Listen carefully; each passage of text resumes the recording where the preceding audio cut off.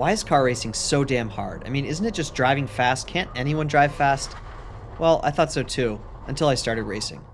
My name's Gabe, and 3 years ago I made the crazy decision to get into car racing. I had been dreaming about it my entire life, but it wasn't until my wife said, "Stop talking and start doing," that I actually went for it.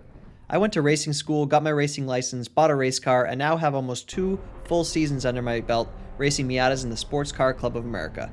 I've also done a fair bit of indoor karting and sim racing, and so while I'm far from an expert, I'm no longer just an outsider who's only dreamt of racing. I'm actually doing it. And let me tell you, the more I learn, the harder it gets. Today, we're going to talk about why driving on the limit is so much more than just driving fast. Think about driving on the street. It's like going for a jog. Now think of racing as competing in a full-on football game. Yeah, you can jog, but can you really compete at full speed with all the intensity and chaos?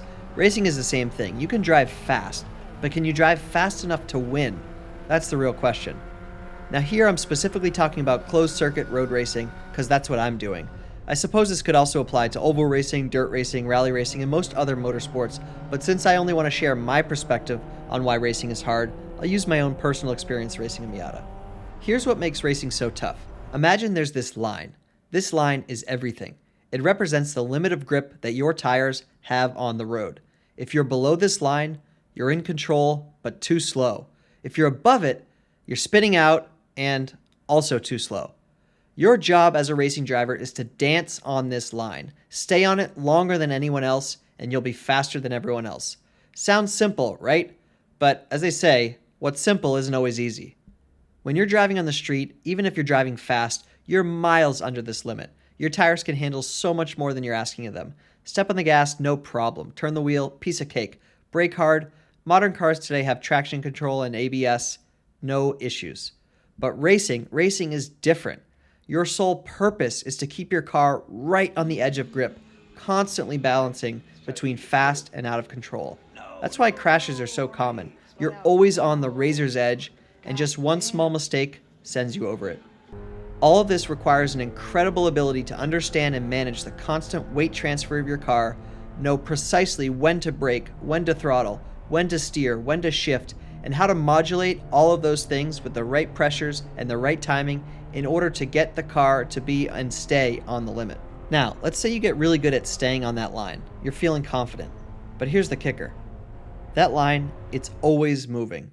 Track temperature changes, tire wear increases, maybe it starts raining.